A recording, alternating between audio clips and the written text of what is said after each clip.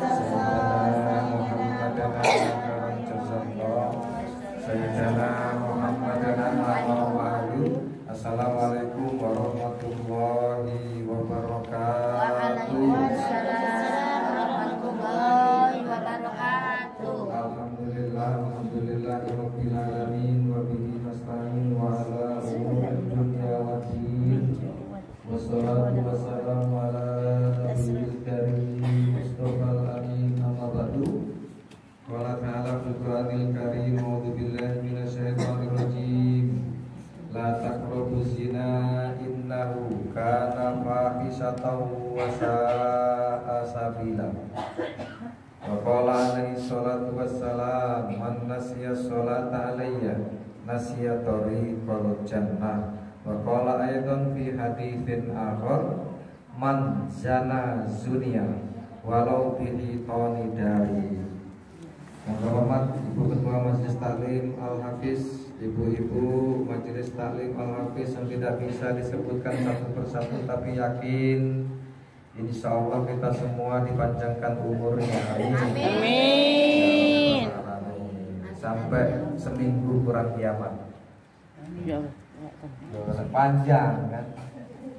Ibu-ibu, ada sebuah ayat yang mendasari pembicaraan hari ini, yaitu la taqrabu zina innahu kana fahisatan wa sa'a sabila. Jangan kalian dekati zina, karena zina itu si perbuatan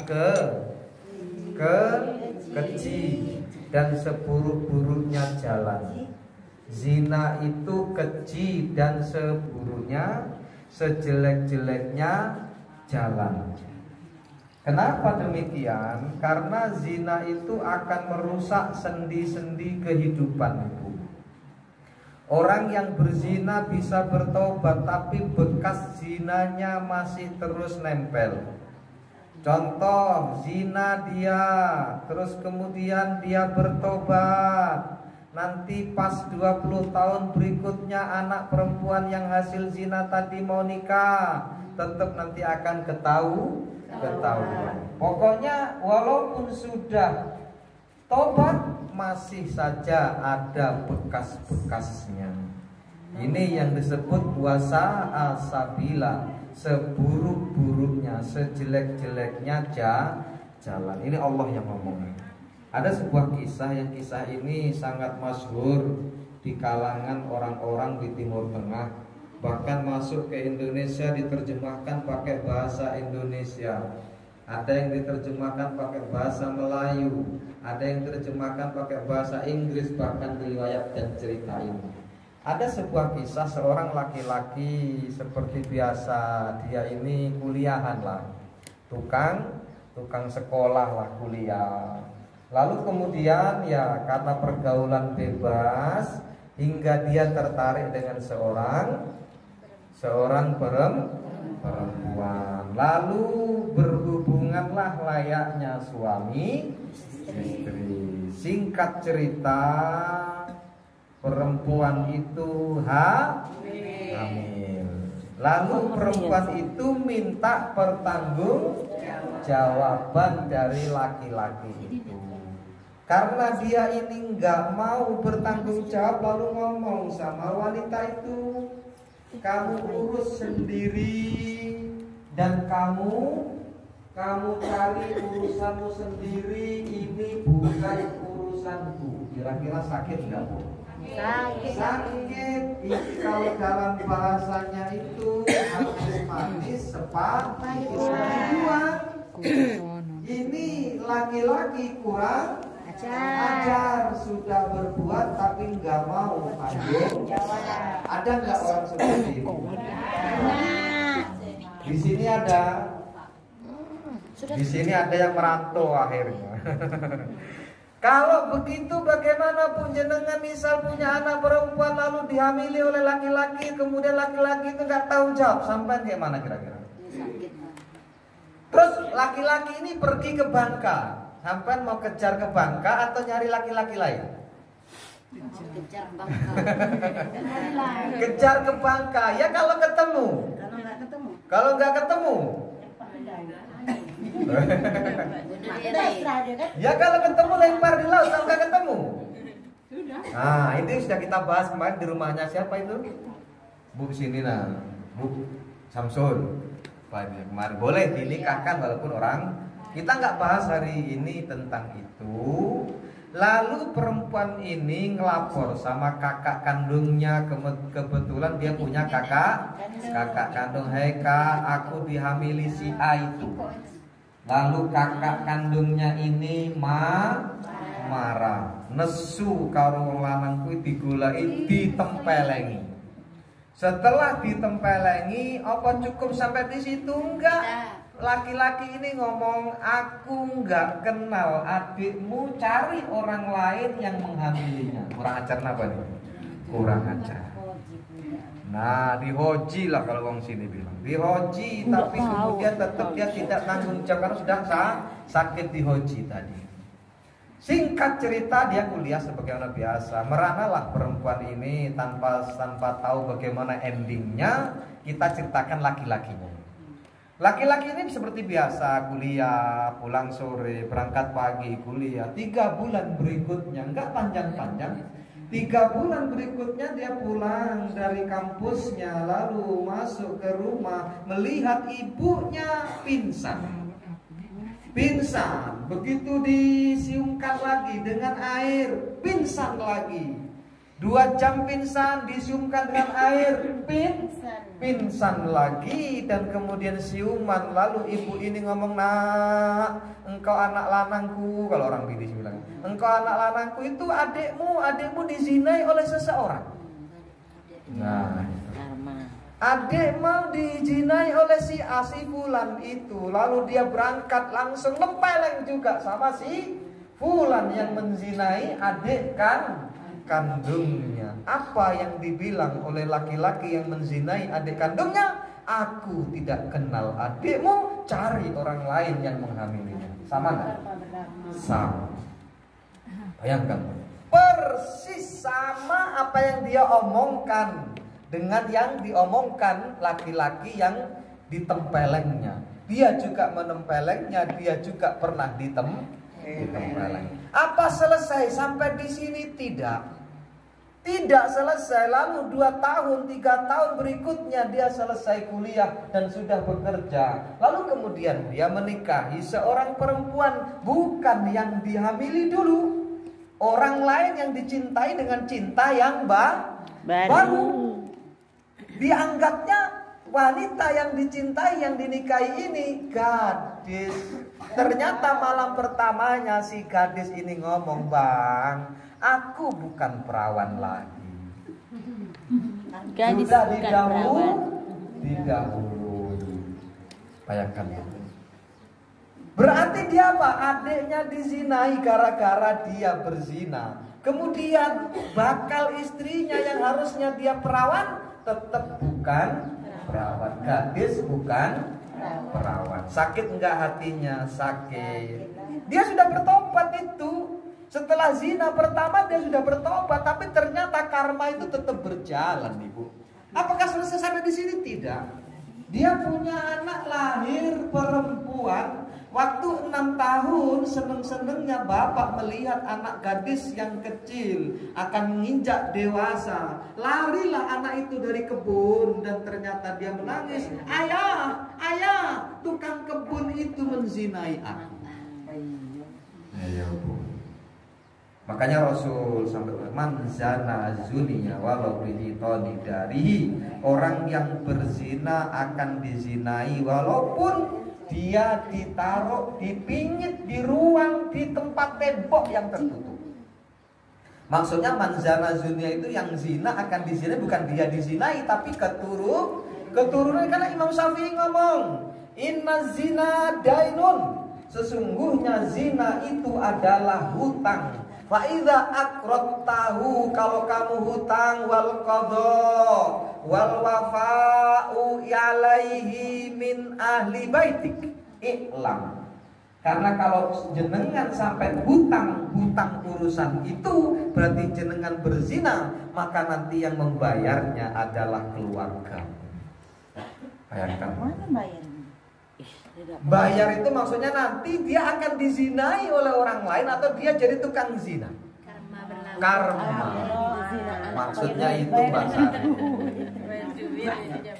Bayar karma. Jadi kalau ada kalimat tuh difahami dulu gini ya. Linda paham. Gini. Zina itu adalah hutang.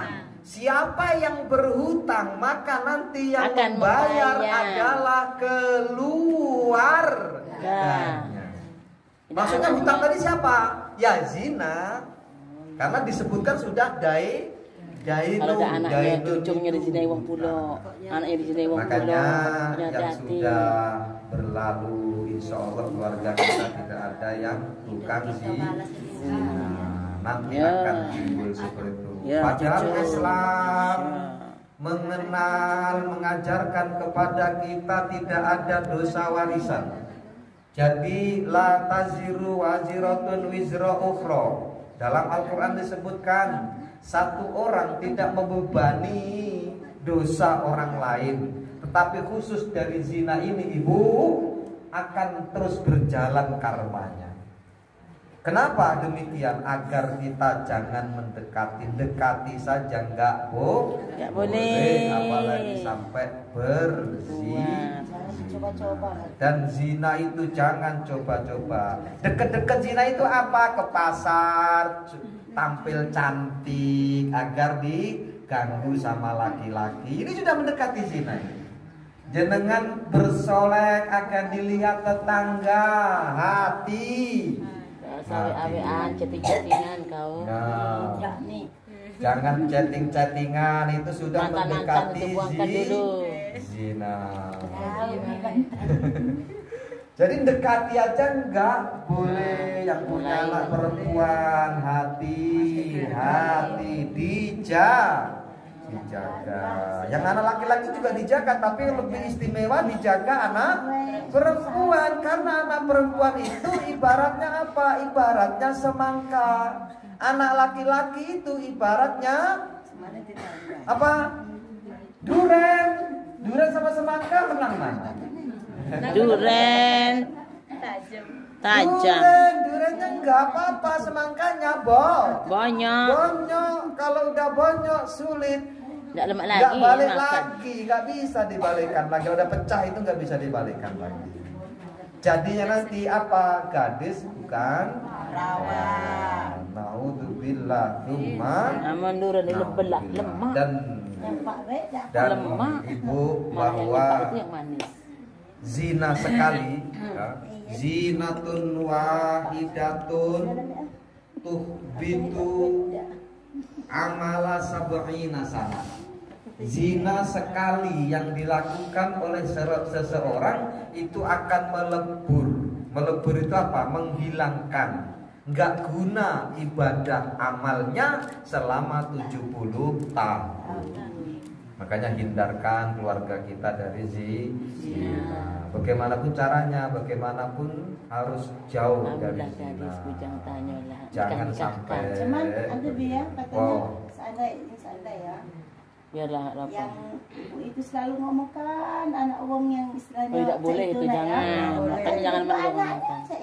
Nah, makanya kalau sudah terjadi di masyarakat ditutup. Nggak usah diceritakan. Kenapa? Man saghara qauman falam yamut illa amilabi. Orang yang menghina, orang yang mengecilkan, orang yang menceritakan aib orang, maka dia tidak akan mati kecuali dia melakukannya.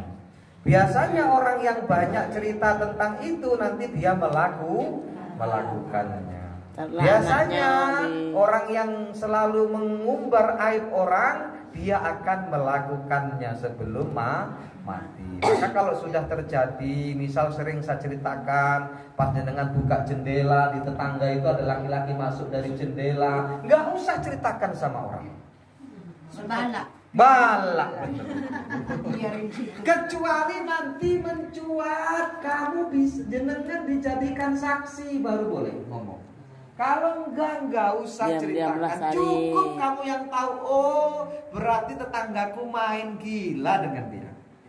Enggak usah Diam, jangan Pak. cerita lagi sama Umi Saya- kau, diam. Jangan Mensari ini bilang-bilang ya. cerita habis sama Ngomong Umi. lagi sama orang, jangan bilang satu kampung, jangan bilang. Masya Allah. Curhat nggak boleh. Jadi walaupun ini aib ibu, kita nggak boleh juga mengumbar aib. Biarlah Allah yang tahu aib itu dan kita yang melihatnya. Jangan pernah kita yang membuka aib itu. Kalau kemudian keluarga itu yang bukanya ya monggo, yang itu jangan Kita maksudnya tuh. membukanya, maka nanti Allah akan takdirkan jenengan melakukannya sebelum meninggal. Itu yang Terhadap anak kita. berbahaya. Maka dosa ini dosa besar. Akdom itu dosa paling besar, paling besar. Gimana, Abi? Apa tuh? Gimana? Apa tuh? Saya kan bekas urak-urakan. Iya. Iya. Itu apa Ma April? Masa lalu. Jangan nangis. Terus gimana terus?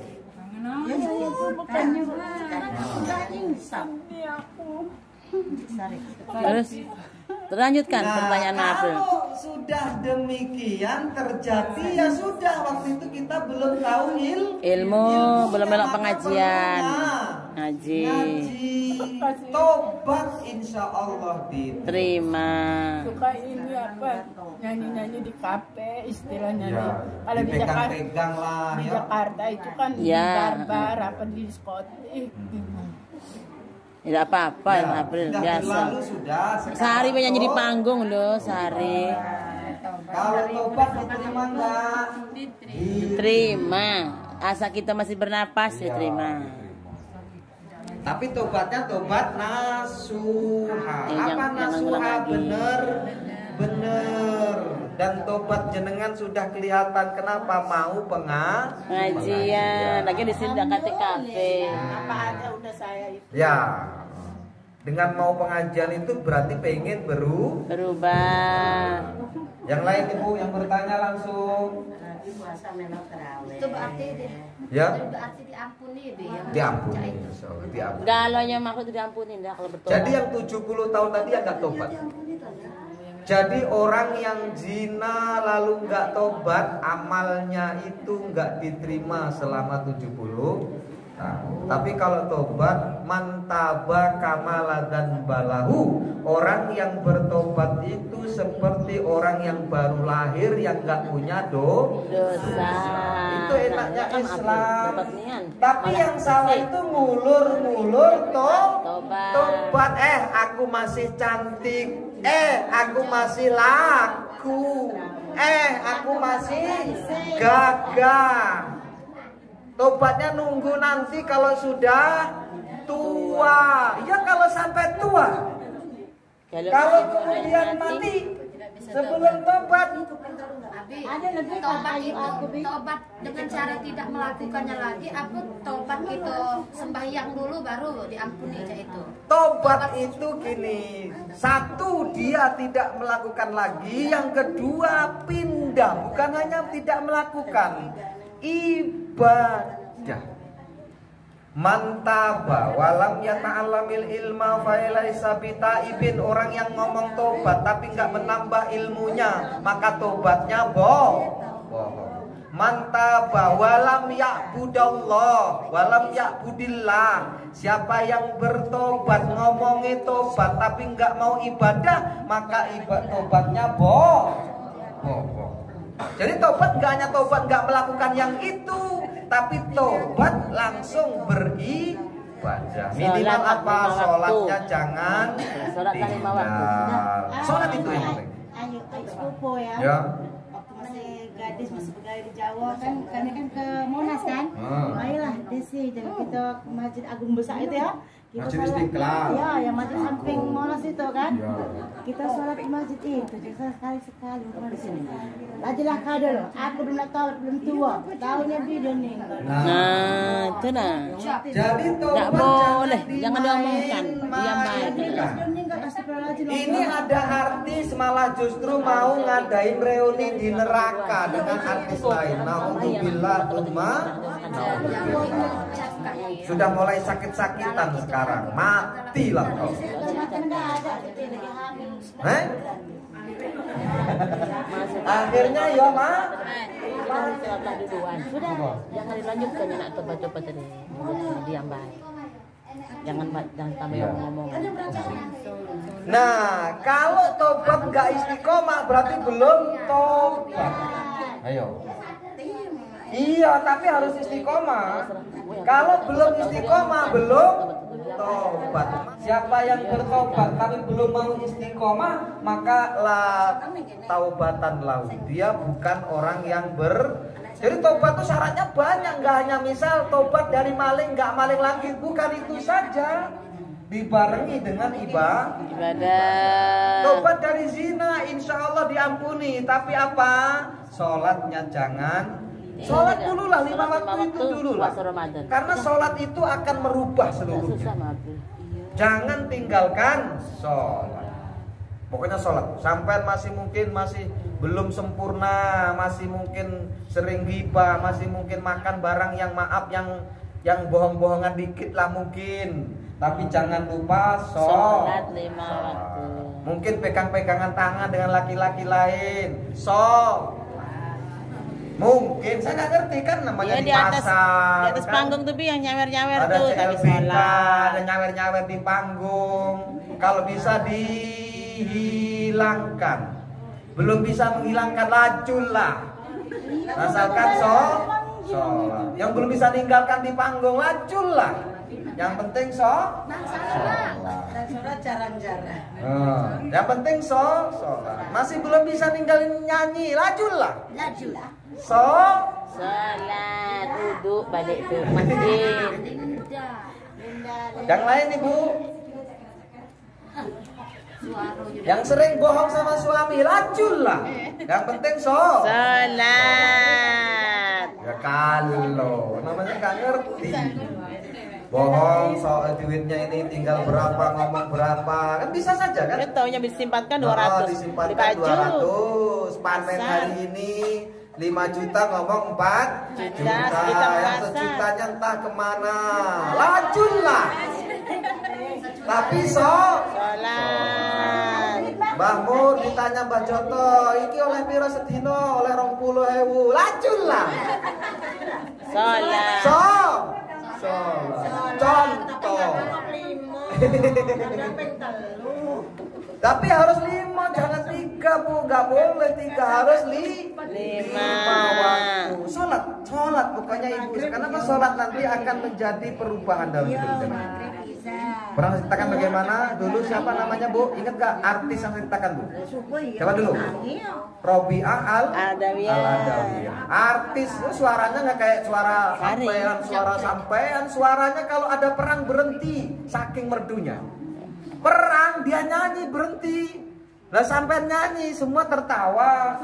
Melok perang malah. Artinya belum merdu semerdu Robiah Al-Adawiyah. Akhirnya jadi seorang sufi. Kenapa? Karena walaupun dia manggung masih Aku tidur lagi. Baik, ini saja. Ada pertanyaan lagi Ibu?